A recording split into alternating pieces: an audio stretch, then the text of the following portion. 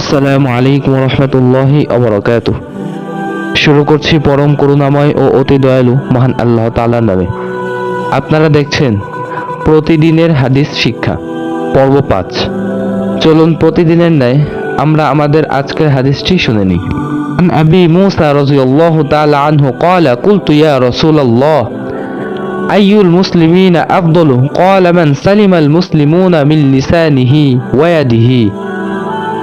অনুবাদ: আবু মুসা রাদিয়াল্লাহু তাআলা আনহু থেকে বর্ণিত, তিনি বলেন, আমি বললাম, হে আল্লাহর রাসূল, মুসলিমদের মধ্যে কে সর্বোত্তম? তিনি বললেন, যার মুখ ও হাতের অনিষ্ট থেকে অন্য মুসলিম নিরাপদ থাকে সেই সর্বোত্তম মুসলিম।